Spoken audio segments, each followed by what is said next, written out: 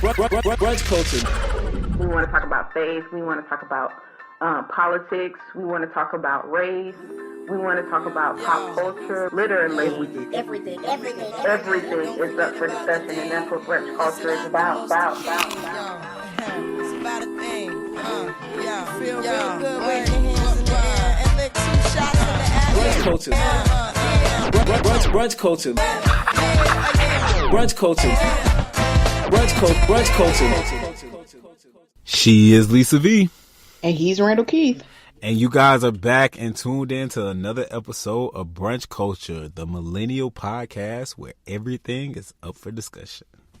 Everything. Even, Nicki and Cardi. Nicki and Cardi. I've been waiting for this, yo. I've been waiting. You been waiting for them for the fight? No, I ain't been waiting for the fight, but I've been waiting to, dissect this fight, right? Okay. You ready? Because this is So I actually made a Insta story post because I felt like it wasn't really a popular. At first, I wasn't seeing it, right? I wasn't seeing a lot of people that. So you want to be the publicity? Yeah, because I was just like, yo, y'all don't understand. Something is happening here, right? And everybody kept saying, this is so ghetto. It's making black people look bad. We look terrible. Fighting in couture. You're fighting in couture, yada, yada, yada. And I'm just like, do y'all listen to the lyrics that y'all are rapping? Do you listen to what both artists actually are saying that they're about? Nicki Minaj, was it the Barbie Teen song? She says, if the bee gets slick, I'll cut the bee, I'll nunchuck the bee, I'll do all of this stuff. These are your lyrics, yo. So it's She's just saying, but I feel like Nicki wasn't really. I don't feel like she's about that life like Cardi. How old is Nicki? Because I just found out Cardi's 25. Yeah, she's 37. That's why I was telling her. I was like, yo, imagine being 37. Yeah, arguing with somebody that's 24. What we arguing for? Yeah, it's just it's below her, honestly, and beneath her rather. I just don't understand why, but I think it's that she's feeling like she's getting upstage and she's not really used to sharing the spotlight. But that just, I don't know, it's lame and it sucks. And I think that Safari said it best. Safari was like, no artist, what's wrong? No artist on your level, because give it to her. Nicki Minaj is she was the it girl and the only girl in rap for forever. She has, this crossover. She crossed over to did the pop thing, and then she came back and started, doing more traditional rap. She is that girl. You can't take anything away from her. At the level that she's at and the amount of success that she's attained, to me, it baffles me that you are engaging in this type of stuff. And people will say, because I see comments, just to clarify, people will be like, oh well, Nicki ain't do nothing, it was Cardi. But it's kind of yo, don't poke the bear. That's why I kept thinking that was what my Insta story was about. Yo, you can't poke the bear and then get mad when the bear don't respond the way that you have been responding. You used to you said, Miley, what's good, right? You go after people, you go after Mariah Carey. When she was, and I actually forgot about that. I saw a video on Instagram when she was on American Idol and she was going back and forth with Mariah Carey. She was making threats, you don't know me, I'll do this to you, yada, yada, yada, yada, to Mariah Carey, who obviously, isn't gonna do that. But yeah, she not finna throw hands and fight. But you was big and bad against her, and now it's yo, when somebody literally says all this stuff that you've been saying that you would do, she actually here to do it. That's what she come on, let's do it. Come here. And you I'm standing right here.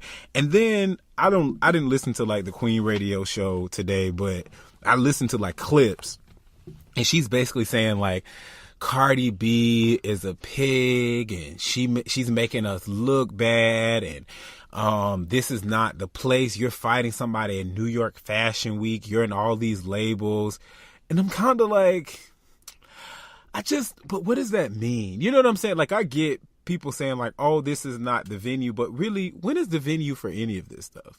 Because it's also not the venue. It's never an appropriate time to fight. Yeah, it's unless you're in a boxing ring. Exactly. It's really not. And it's it's also not the place for you to be talking about this lady, or, you know, still trying to like bust jabs at her.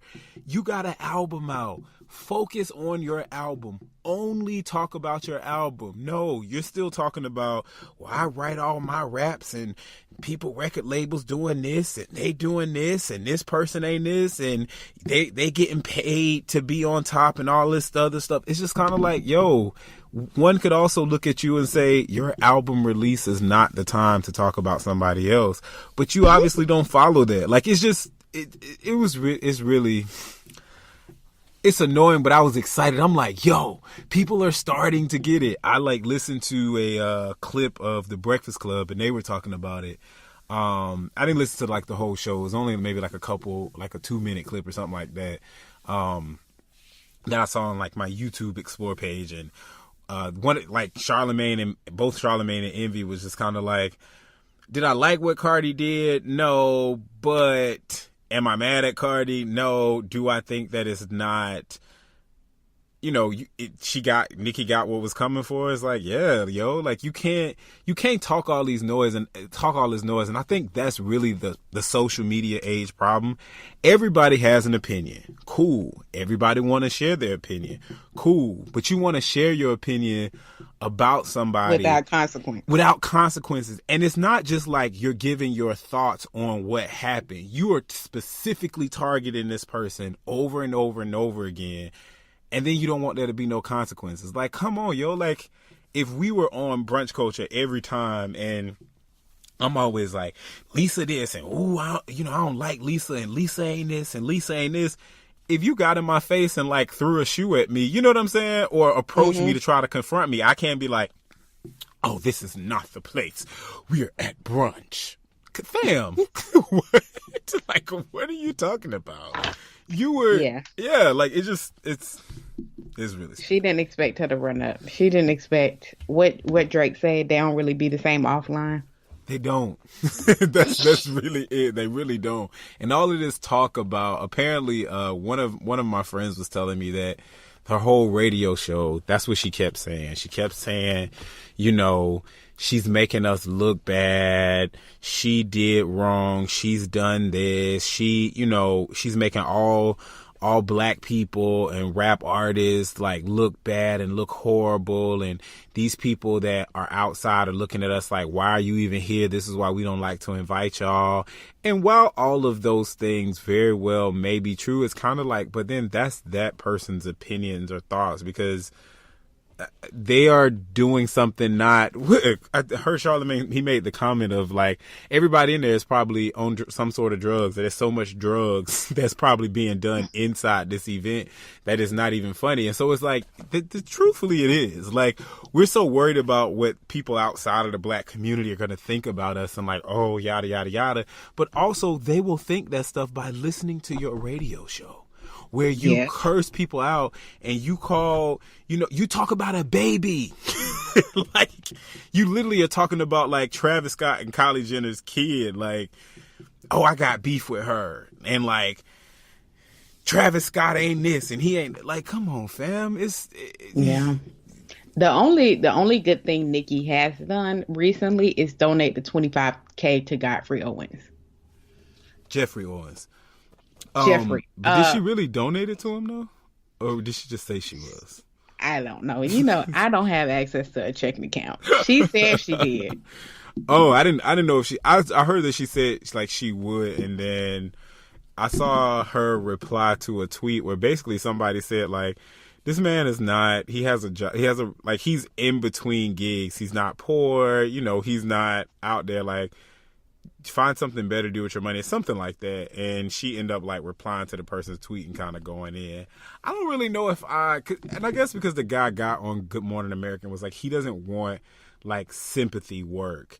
Because it's not like, apparently he's like still been working. Like, he actually apparently just recently, I think like last year, was like a part of a number of episodes of a show. So it's kind of like the acting role. And I think people don't really get that about acting and actors in general. Like, we have, especially black actors, we'll have people that'll have like their run where they're almost seemingly on everything. And then if they kind of fade out, they're still doing stuff. They're just not doing like mainstream stuff. A lot of times actors will get into like writing and directing and stuff like that. And in his case, he's apparently done all that. He's produced, he's wrote, he's directed. I think it was Malcolm Jamal Warner was talking about it, and it was just like, he's extremely talented. People don't realize like all of the things he did. He actually, I think, didn't he graduate from like Yale or something like that? I don't know. Yeah, Jeffrey. I think it was Yale that he said he graduated. Like he graduated from Yale. He used to be a professor there. So like he works. It's just like he said working at Trader Joe's gave him the flexibility to still do auditions, and still make like some sort of income to like supplement income that was lost. And like that was it. Like he was cool with it. But of course, you know, the general public, which always annoys me, if you're not like the number one popping artist now, oh, you fell off or you broke. And it's kind of like most actors actually kind of work like, unless you're like a quote unquote A-list top star actress or actor that's always being asked to be a part of something. Jennifer Lewis, I did her book on audiobook, and it was interesting. She was saying before Blackish, she was applying, auditioning for stuff and not getting it. And she felt like, I'm at a point in my career where I shouldn't have to audition this hard. But she did. Like, she was at the point that she was going to retire and give up. Like, she was like, you know what? I'm just going to retire. I'm just going to be done with it all. So it's like she is big. She has a book. She's on Blackish. She's doing all of this stuff again and like kind of in the forefront mainstream light. And just a few years ago, she was not getting auditions and nobody was thinking about her. So it's like, that's kind of the cycle of what acting is. Like, it's kind of normal. But of course, most people don't take the time to think about that or consider it. And you just got to be broke and fell off because you're working at Trader Joe's. Meanwhile, you got a regular job too, probably at Taco Bell. And the lady that took the picture, this was the thing that got me, which I didn't know, and I actually just found out a few days ago. The lady that apparently took the picture, her wife works at the Trader Joe's. And so it's kind of like her wife is like she's like a security guard at the Trader Joe's. So it's kind of like, well, wait, hold on.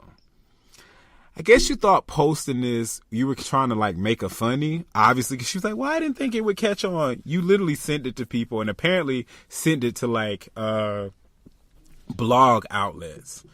Like, wow. She didn't just send it to like her friends. She sent it to like blog outlets. And so that they can comment on it. Obviously, they're going to make like a negative comment. So you're trying to pick on somebody that work at Trader Joe's.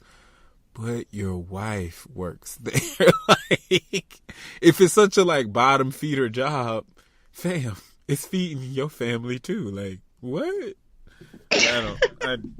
No, people just don't make sense. It doesn't make sense. You know what did make sense? What's the length of Aretha Franklin's funeral. Yo. I just didn't understand.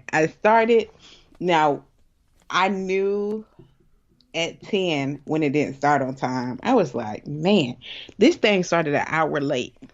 Wait, so it legit didn't start on time for real? Because I remember that was kind of the running joke. Like, y'all know it's not going to start on time. Yeah, it started at 11 Dang. And it was supposed to start at 10. Wow. And I'm just like, guys, what's happening? And then it was just long for no reason. Like, everybody wanted to say something. People weren't saying in the parameters of time. I think Bishop Jakes was supposed to read a scripture. He did like a mini sermon. It was just... That's why I honestly didn't watch it. I couldn't do it. I couldn't watch it. I low-key refused. I just was not going to. When they started saying all of those, like, they were like, oh, it's going to be Faith Hill and it's going to be Fantasia. I heard. They was like, it's going to be Faith Hill and Fantasia and Jennifer Hudson. When they said those two, I was like, oh, funeral is going to take forever. And it was like, oh, it's going to be like a 6-hour service, which to me is insane. Was Whitney Houston's like 4 hours? I remember Whitney Houston's was really long. And I called myself trying to watch that. And then I was just, at some point, I remember being at my friend's house and I was like, could you cut this off? They were like, oh no, and I was just like, to me, funerals should not be that long. Like, think about 2 hours at the max. 2 hours at the max. 2 hours that's way too long for me. I just feel like, yo, I remember like when my dad passed away and we're sitting on the front row and this casket that is holding your parent is sitting in your face. And you just keep thinking like, I'm never going to see you again. I am never going to see you again. But you're right here in this box. But I'm never going to see you again. Like, that to me, that's torture. Like, and I get it. I get, why we have funerals. I get remembering people. I get the importance of eulogizing them. I get kind of like having a moment or a ceremony where we can say like our final goodbyes on this side. And I also get like the celebration of life. That's cool. Fam, I don't want to sit here in front of my dead, deceased loved one's body I just don't want to do that. I don't want to do that. I can't, I can't imagine like 6 hours of doing that. And it was 8 hours. 8 hours, like I can't, that's a whole work day. Work day. Yeah, that is a whole I don't understand. It's a whole work day. Yeah, that's a whole work day of me sitting there literally listen to all of these people, like, and that's cool. Like, I get it. I really get it. I get there's never enough time, because you have so many people, especially Aretha Franklin. She's touched so many people, inspired so many people. Like, I get it, but I don't know. I would prefer you to have like a memorial service, maybe like the day before. And so then that's the thing. They had a tribute concert. So I don't understand why we had to do this. It is too much. Now. It was just too much. Now we're really getting. This is really getting out of control. Had no idea they had an actual concert too. Yeah, they had the night before. They had that. Wow. So I'm like, why did you have to do this now? Like, I guess because of TV. I don't know. But again, it was just everything. The eulogy was too much. I tell you what made me laugh. Bill Clinton lit up like a Christmas tree when Ariana Grande. No, they all did. They all did, but Bill, he was the most obvious one. Everybody else was trying to kind of hold it together. He was like, yo. I said, Bill, the camera's looking right at you, bro. Yeah, it was real. He was tired, and then he just, like a cup of coffee, he got it right. Actually, not really. It's not. I'm sorry for that because it's really not funny. It's actually kind of sad. I did feel like, because I actually made a joke. I sent it to my friends and was like, when you didn't grow up in the church, so nobody never told you that you, A, not supposed to wear this dress, and if you did, and B, if you did, you need to have a prayer cloth. Like, because it just wasn't like, it literally, the dress looked like it was for like cocktail hour. And I'm not even like, I'm definitely a very much more liberal person. Like, I'm all for, do your thing, do what makes you comfortable. I think though that there's certain spaces or certain times where it's kind of like, hey, we're going to respect kind of like what the tradition is or what this is.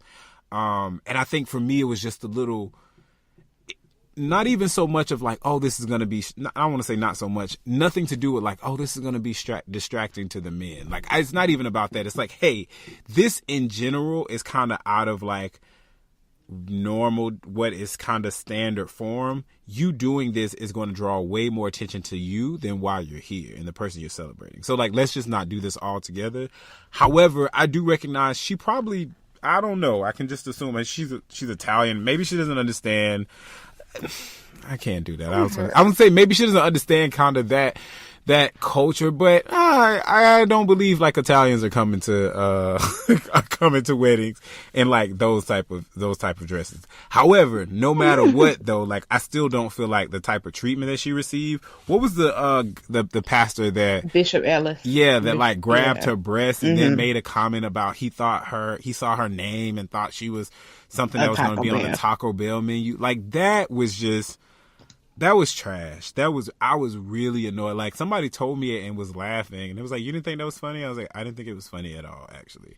It was very inappropriate. Yeah, And I think like, it's extremely why? inappropriate. Like, Why are we doing this? yeah, Why? that doesn't. And they're like, oh, well, he's trying to make. I saw people online was saying, well, he's trying to make, jokes, and it's kind of hard. He apparently, I guess, was like the host of the funeral, which I'd never heard of. He was like the mainstay that's kind of keeping everybody going. Yeah, the like MC. the MC have a funeral. This is a little weird for me, but anyway.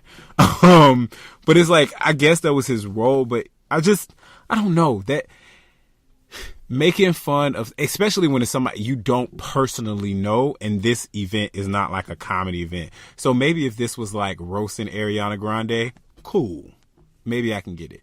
But this is like Aretha Franklin's funeral. How you thought making fun of somebody's name that you don't even know is funny? It's not, bro. Not funny at all. Yeah, I didn't understand that at all, why he did that. And it was too long. Gosh, it was so long. I didn't even start watching it, though. Like, And the singing wasn't even really good. Jennifer, she's, always amazing. Fantasia did good, but everybody else, the Clark sisters did good. But Faith, I was expecting more from Faith. And I was like, did all these black people scare her, or was she nervous? It was just, she didn't look like herself. Yeah. So. I don't even, the clips that I saw of everybody, I think the only person that I kind of thought was good, I didn't even think Fantasia was good, honestly. And I love Fantasia. But I don't like when I love when people are like really like powerful singers and they build up to that point. And I guess start at 10. Yeah, they don't start at 10. And I guess I always kind of give Jennifer Hudson a pass because that's usually what she does. But like Fantasia, it's always so beautiful to me when she just like builds up to that. So she'll sing like regular and get you in. And I was like, oh, this is going to be so cool. But then like towards the end, it's like, this the finale. She started out the gate and I was just like, it feels more of like you're performing. And I guess you are. And not paying tribute. Yeah, but you're not really paying tribute. And I think I've seen her, I think it was like Patti LaBelle, where it was really like, I want to feel this song in this moment. I want to like, I'm singing, but I really want you to get how much I care about you and how much I feel this and the lyrics of this song. Not I'm just like, yeah! Like, it's like, stop. It's just not, I don't know. And then I'm still trying to figure out altogether though, like Ariana Grande, like how she got on there. You know who would have been mad at her outfit? Juanita Bynum.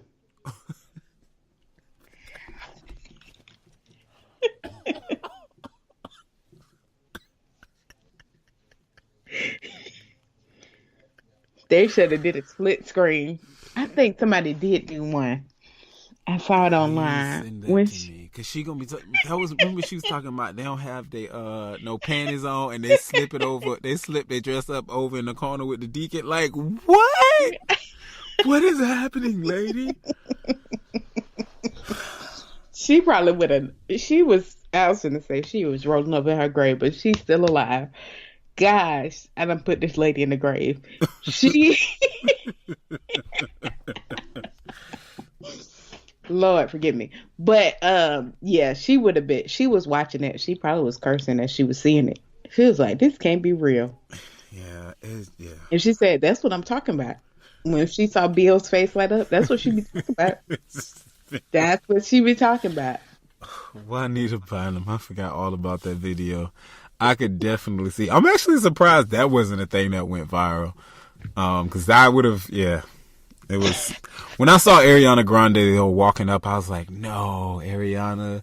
Because no, like it was like about it. Like if she bent over, like her whole backside would be out. It was a lot. It just seemed like it was more of like it was like a cocktail dress. Like it was like, hey, we're going to like a nice like cocktail party, and I don't know. And again, from the just for me, from the standpoint of like, this is going to draw more attention to you than while you're here. Just, not do it. But she also is, Ariana Grande is what, like 22 or something like that?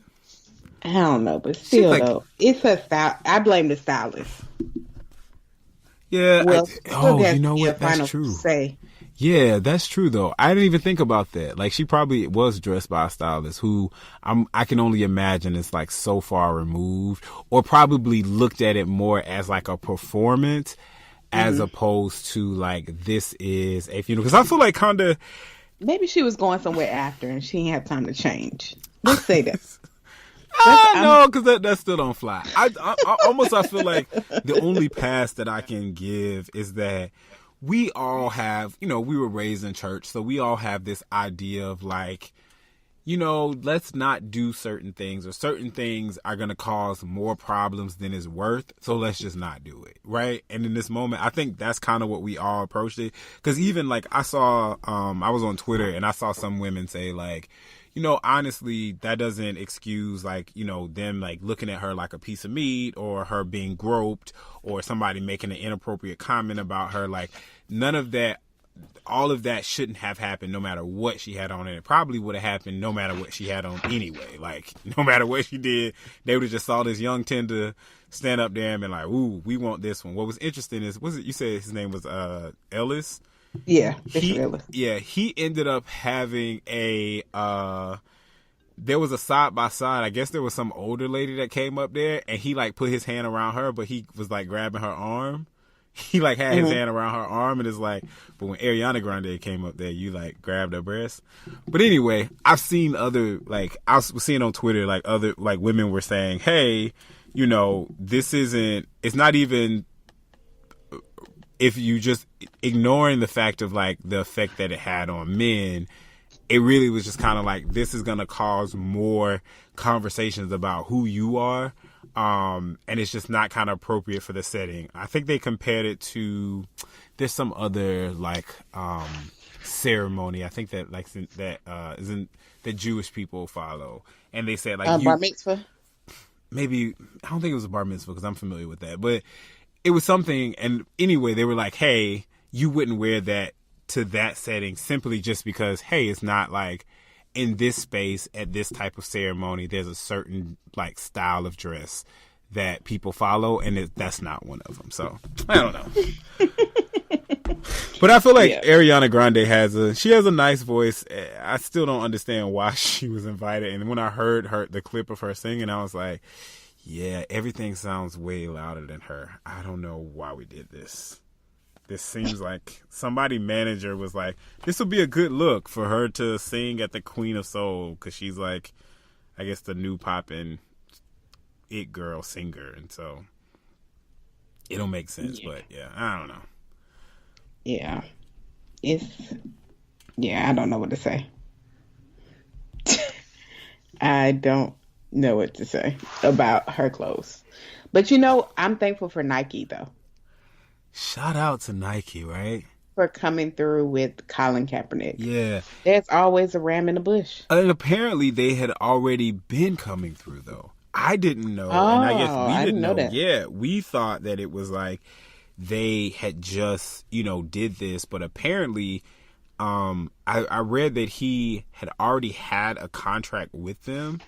And he was in talks of getting another contract, and they still, in the midst of all of this, they still continued he was still getting paid through Nike, like through the entire time, which I was like, now that, to me, that was the more impressive part, because I almost felt like, and I think Jeff Johnson actually broke it down, and he was like, if you look at these other brands, your Pumas, they have like Rihanna, Adidas has some other celebrity, Reebok has somebody, and it's like all of these brands, they have people that are like a part of the culture, and they're like impacting culture. But Nike doesn't have, they have like Serena Williams and stuff like that, but they don't have anybody that's kind of a part of like that social media culture pushing things for them. And so he was like, it's still amazing, but this was an opportunity for Nike to become a part of that, to kind of get a piece of that social media, pop culture, pie, if you will, and support. And I was like, well, that's true, and I can actually see it, because obviously, you know, no company's going to do anything that's going to like make them in. So I knew from a financial standpoint they would be good. Never questioned that, they would be fine.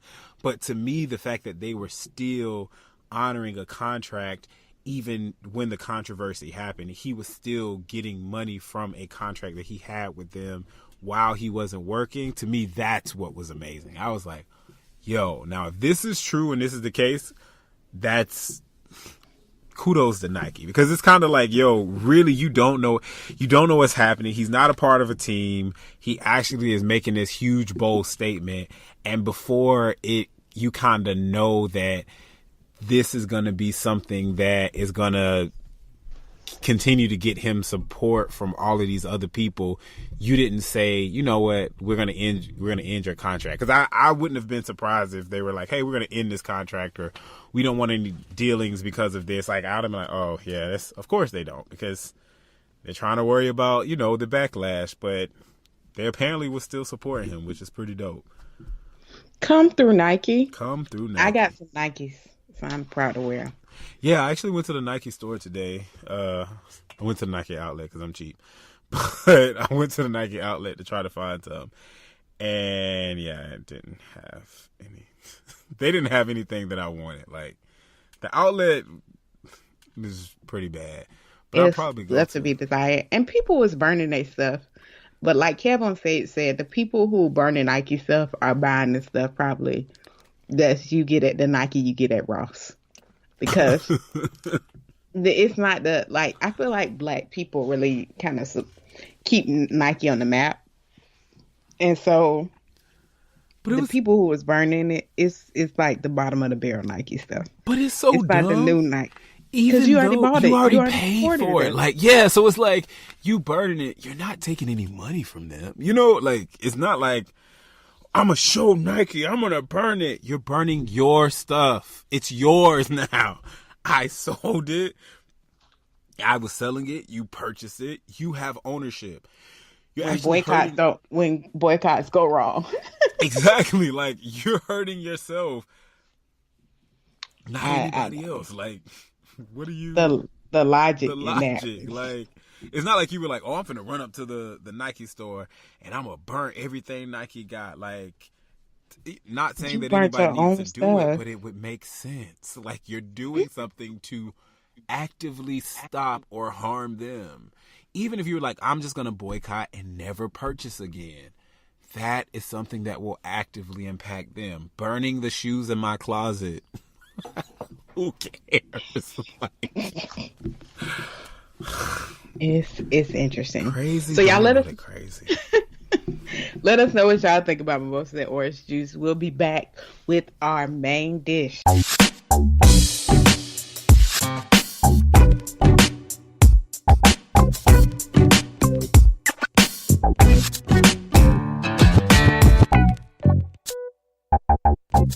Well, we're back with our main dish. Today's main dish comes from us just scrolling down social media again, which so many of our main dish comes from social media.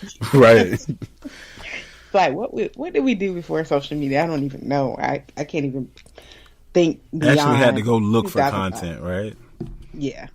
I can't even think like what happened, what was going on before 2005. How did I occupy my time? It's just all a blur now with social media, Facebook, Twitter, Instagram, and if you do Snapchat, I still don't know how to work that. But you said what? I said neither do I. Oh, okay. Are you still on Snapchat? I have one, but I can't tell you the last time that I've logged on it or used it. I don't know. Snapchat sounds like 12. It's for 12-year-old children to me, and that's why I don't need to be on it. Yeah. You know what? I think I still have a MySpace page. I need to check that. Do they still open? I don't know. But anyway, that's not here nor there. Today we're talking about imposters. The imposter syndrome. Not imposters, actually. Imposter syndrome. I was scrolling through social media, and there was this video. I think it's by TEDx. And it was talking about, like, the imposter syndrome, and I had never heard of that before. And they opened up like talking about like Einstein and it was Maya Angelou, who Mm-hmm. just never thought they were good enough. And it's Mm-hmm. just amazing to me because it's like these people that you admire, and it's like they never thought that they were good enough. They never thought that, and I feel that in myself sometimes. It's like, Mm-hmm. man, I'm doing cool things, but it's like, man, there's people way more qualified to do it. And so you almost feel like you're not supposed to be doing it or somebody else should be doing it. Right. But it's like nobody ever is really enough to do the things they are allowed to do. Right. And if you, even some people like that are, I was thinking about like I was reading one statistic, or a teacher said, I think it was in grad school, that the students that do the best are sometimes the C students and not the A students. Mm-hmm. Because C students, I guess, have learned to deal without a kind of perfectionist mindset, so they kind of just do stuff, versus A students sometimes are perfectionists, so it hinders them from doing stuff. And so they never do the extraordinary thing. And then you look at George W., who said he was a C student all his life, and he was president of the United States, but that's neither here nor there. But, so there's all these kinds of things within us to sometimes make us feel like we're imposters or we shouldn't be where we are. And, I don't think with anything I'm doing that I should be doing it. It's definitely by the grace of God. But, Right. In quiet moments, I'm like, dang, well, shouldn't somebody else be doing that? Right. Yeah, so this imposter syndrome, it was, the video was like, oh, yeah, I feel like that. And it was good to know other people felt like that as well, too. Yeah. When you tagged me in the video and I saw it, and it was interesting because I actually thought I had a conversation with you about it, because I was like, wait, literally 2 weeks ago, I was talking to my therapist about this. My therapist actually introduced me to it. I had never heard about it before talking to my therapist about it, but before her bringing it up. And it's interesting. I think probably kind of like the biggest part of the imposter syndrome in general, and that's why I was really excited to see a video about it, is that so many of us experience it. So many of us millennials experience it, especially us that are coming from like, we're new to the middle class, or we're new to like entrepreneurship, or being like a business owner, being like in a creative space where you're not only creating just for yourself, but you're creating and putting that content out there for the world to share. Like there's so often that we do things and we experience things, and you have that imposter syndrome. And what's interesting too is kind of like we have language for it, because I always felt and I always thought that was like evidence of my self-esteem not being high enough. Me needing to work hard to try to like boost, my self-esteem up and my ability to believe in myself to some new level, and not understanding or recognizing that, hey, it really has nothing to do with my self-esteem, but it's really just kind of like the circumstances that got me here. And it's kind of the environment that I'm in. One of the things that I guess for me that always hits home is kind of being, and I know you can like relate to it too, being the young person that is a decision maker. And so now here I am making decisions, not only for myself, but for other people.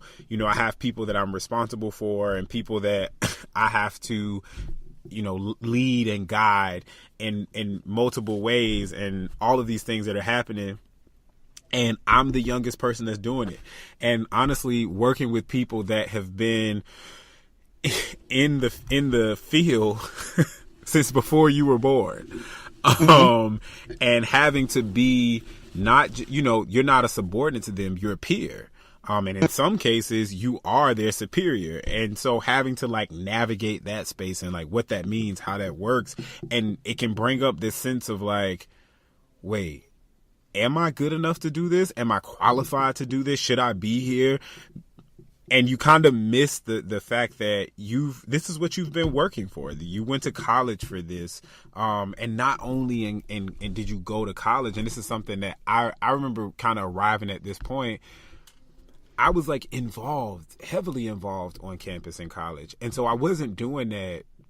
I mean, a part of it's arguable, but I wasn't doing that for like just something to do. You know what I mean? Like, I feel like most people aren't doing that for just something to do. You're doing it for the experience. You're getting true leadership experience. So you're having to organize and put on events. You're having to like read over contracts and come up with agreements, work with different personalities of people, try to do things that are going to be appealing to the masses. And you're kind of going through all of that stuff and doing it.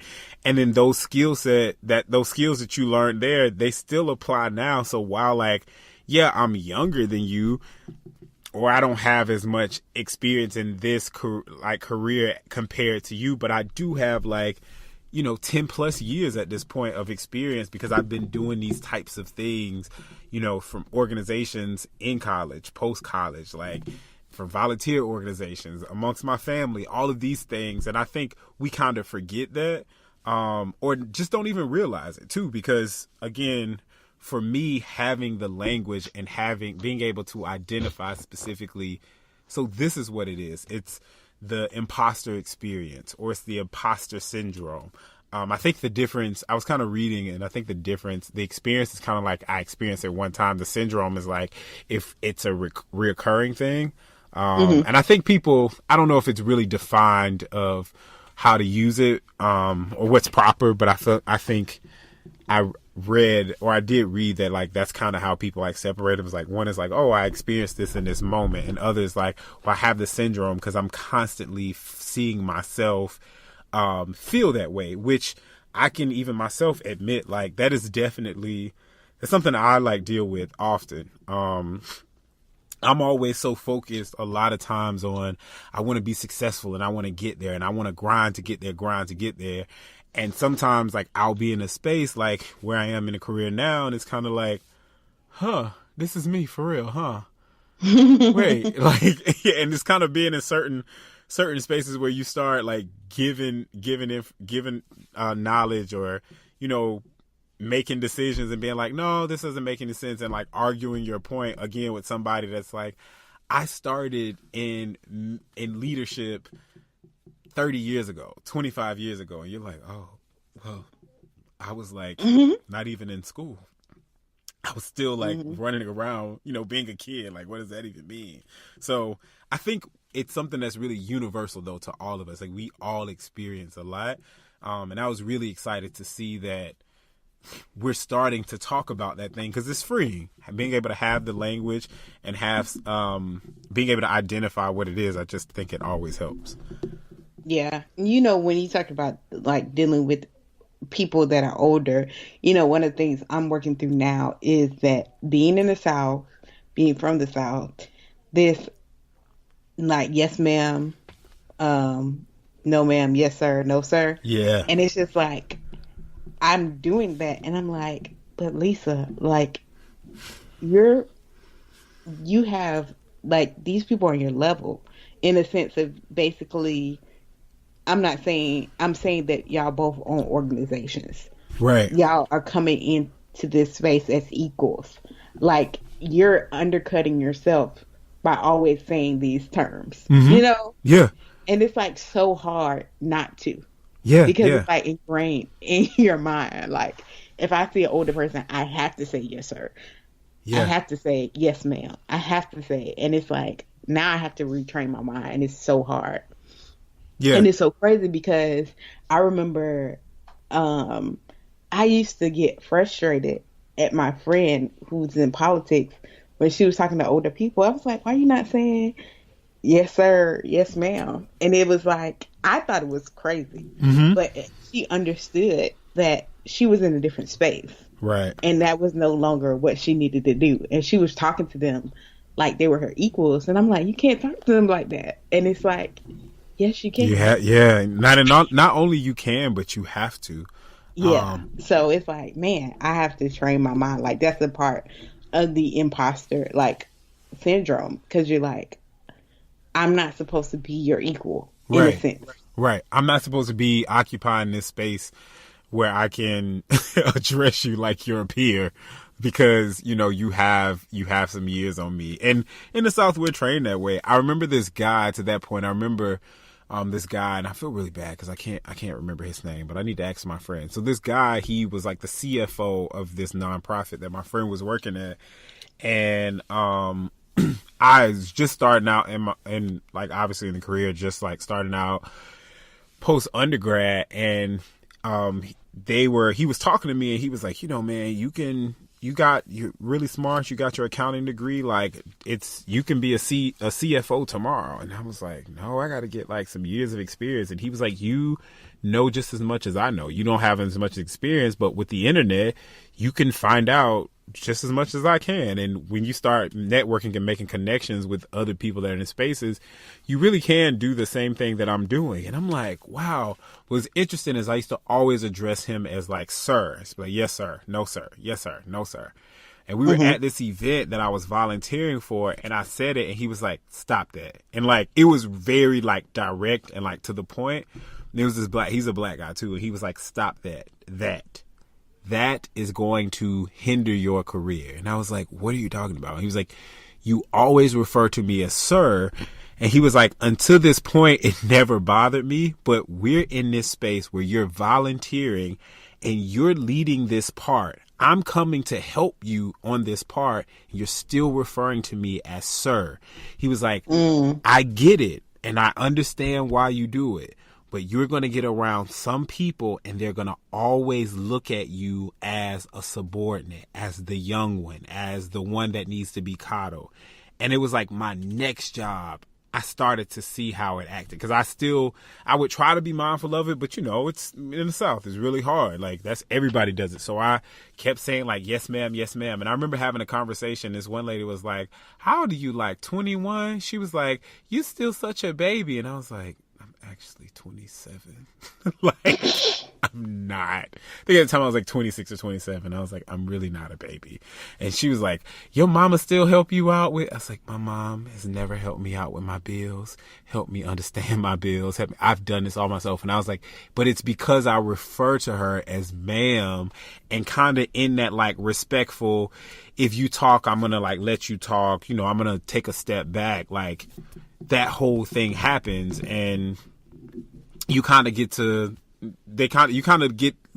they lose you in that space. And then you start to feel like, I can't be this way. And I think to the point of just all of that in general, I think when you have that imposter syndrome or that imposter experience, if you don't conduct it in the proper way, it can start to impact the people that are around you. And I think people can start to sense that too. Like, if you don't feel sure of who you are, sure of why you're in a space, or why your work is good, or what you bring to the table is enough, other people will sense that, and, you know, they'll respond accordingly. The video mentioned when they were talking about Maya Angelou and Einstein, I think at some point in time, the video said something like the imposter syndrome actually stops so many people from believing that, like, what they have to offer, their creativity or whatever it is that they're bringing to the table, even from a career standpoint, they won't go after it,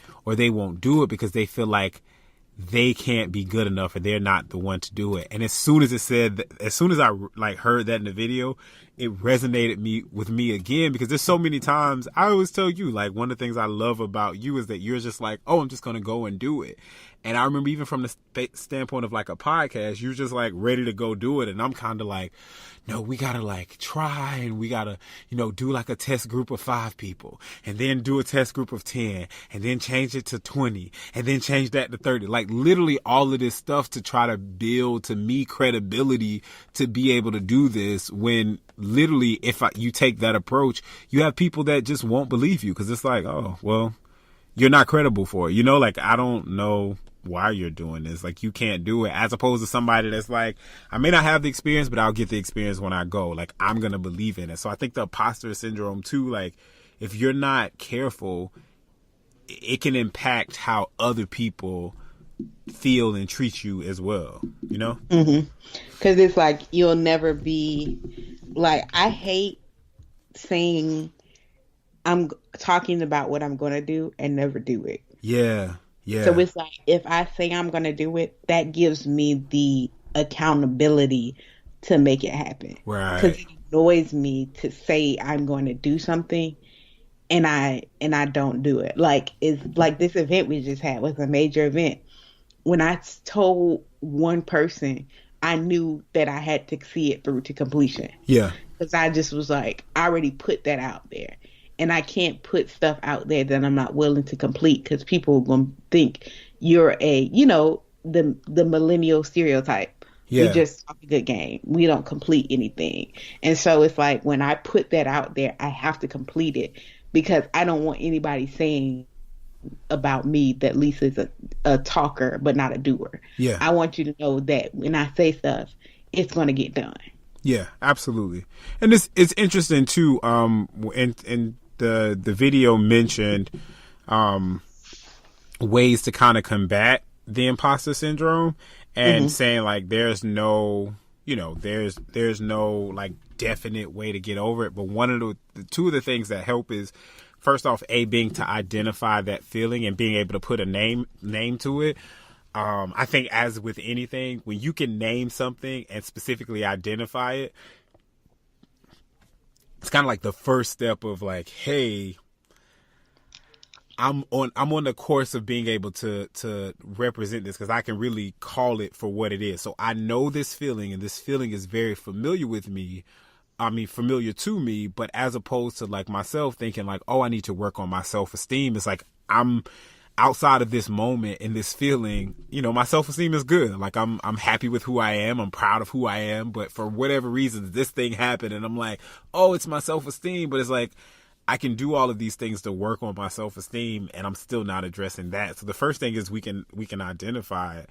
And then the second thing is being able to talk about it, which I think that's why I was really glad that you tagged me in it and we decided to have the discussion, because I think for so many people, there is this, I don't know, you don't know how to address it, right? And you feel like you're the only one, which is another thing that the video mentioned, was so many people experience it, particularly people from like the minority community, anybody that is not, when you're in a space or you're doing something where you're not highly represented. So it's like your community, whatever that community is underrepresented, it's very easy for you to feel like an imposter, because you look around and you don't see people like you.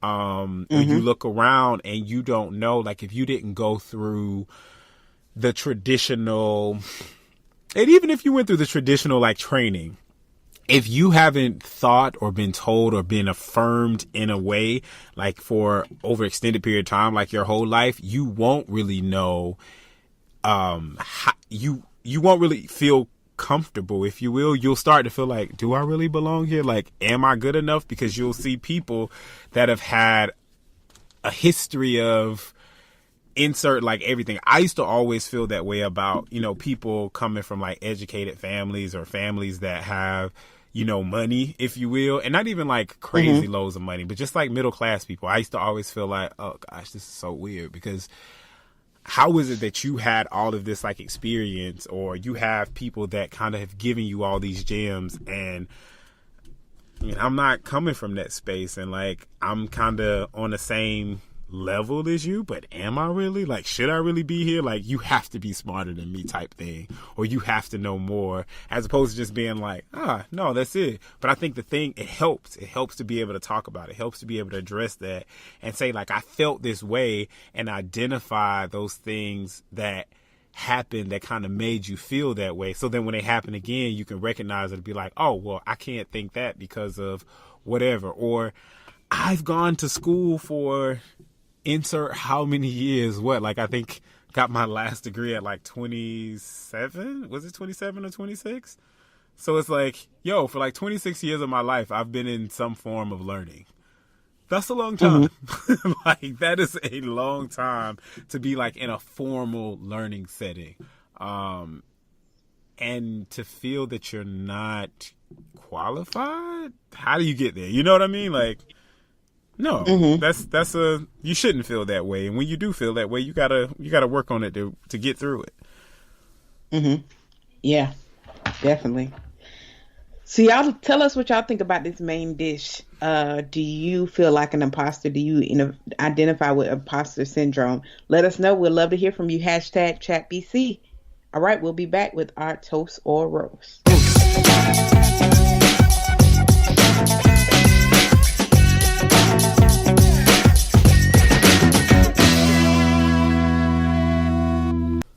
All right, y'all, and we're back, and it is time for our toast or roast. And I'm going to kick it off, and I'm going to kind of toast / roast the show Power. If you guys haven't, wait, did you watch the last episode of Power? So I've missed the last 2 seasons of Power. Oh, okay, so I can spoil it, and it won't be bad. Yeah. Okay, all right, cool. Don't take me too long. So this is a spoiler alert. If you have not watched the last episode, the season finale of Power, skip for a few minutes to watch. Because I'm about to really spoil it for you. Anyway, so I'm gonna toast to the show Power because obviously, it's 5 seasons in. And it's still interesting, and it still feels authentically interesting to me. I don't feel like it's at a place where they're like jumping through hoops and bounds to really try to like make the show interesting. It kind of feels naturally interesting on its own. I don't really know how much longer that can last after this season because so many like very major people are A, dying, or B, being like, it seems like they're dying. And so I just want to toast to the show because I think it's good. It's definitely a good show. It's good acting. Seeing Lala actually, and I kept commenting on her last night when I watched it, seeing her from the first season to now, and even when Lala was just like acting and other stuff, like she has come a long way. Big ups to Lala. It actually feels like she's an actress now. She's like believable. Her role is believable. Her like voice inflections and just her overall, like just as an actress, like it's her whole body that's engaged in it. And it all feels, really believable, authentic, and truthful. And so I think that's amazing. I'm going to roast really Tommy and everybody, all of the characters in this show, right? Because I just don't, if we meet together as a team and we say, as a team, here's our goal, here's our plan, here's what we are going to do. Under no circumstances should you believe, be influenced by, or consider anything that happened outside of what the team said. And I think I was like, you know what? This is why I could never be a part of like crime, like organized crime like this, because people always are able to infiltrate you based on like this person told this person that, and they just believe it and take it face value. And what really happens is I think people are just believing this sense of, I already had that feeling, and so you just corroborated the feeling. But it's like you never stop and think, what is this person's motive? What if this person is just really trying to do this to set me up? You know what I'm saying? Like, if we're in this thing together, like if you and I are going to commit a crime together and we say, hey, look, we're going to do this and we're going to stick to the plan, we're going to stick to the story, and we're never going to deviate from it. Like, I just got to believe that, right? Like, you just got to blindly just continue to believe that. Otherwise, why are you committing a crime with this person? So every last one of the characters, Ghost, Tasha, Angela, Tommy, all of y'all are like insane. Actually, maybe not even so much Angela. No, Angela, because she was influenced by it too. Never mind. All of them actually, it's just like, what was the point of making this pact to help each other out as a team if you're just gonna believe what a cop told you anyway, or you guys are actually like somebody from that's out to get y'all, and you know they're out to get y'all. They tell you something and you just follow what they believe anyway. Like, even if they show you some sort of evidence, it's really stupid. Like, it does not make any sense whatsoever. I don't get it. But I'm roasting Tommy also because Tommy shot Angela. That blew my mind. And it blew my mind just because this is the woman that is connected to the feds. That's really your inside. Like, she has all the information. You're getting all the information from her, and you shoot her. If she dies, you really gonna go to jail. Like, you don't think they're gonna know that you shot her? Like, Tommy and Tasha, I don't feel like they're thinking as characters. I get the show. I can tell when I really like a show because I get really like annoyed with it. I was literally watching that show yesterday like, what are y'all doing? What are you doing? No, why are you doing it? Like, I'm that guy. I was really, really annoyed by the show. But I guess that's, it's proof that it's actually a good show. So we're going to roast all the characters on Power, but I'm definitely going to give a toast to Power. And if you guys have not seen it, although I just gave you like kind of like the cliffhanger, if you haven't seen it, go back and watch it. This season was pretty good. The series as a whole is pretty good, and definitely the last episode was good. And I'm waiting for season 6. And Starz is trying to get us by saying they're gonna show clips or behind the scenes from season 6 in 3 weeks. They really just trying to get another month of subscription, but that's okay. I'm gonna wait for YouTube. Do you pause your subscription for the season? Yeah, you just pay for the subscription just for the season, and then when Power's over, you're done. I'm mad because I'm legit mad at Starz. They canceled Survivor's Remorse. Yeah, like that was a good show, and they didn't complete that, and they didn't complete it. Yeah, they completely rushed it. So the reason to pay for Starz for me was Power and Survivor's Remorse. They, for whatever reasons, canceled Survivor's Remorse. It was the number 2 highest rated show on their network, and they canceled it, assuming because they just felt like it should have been better.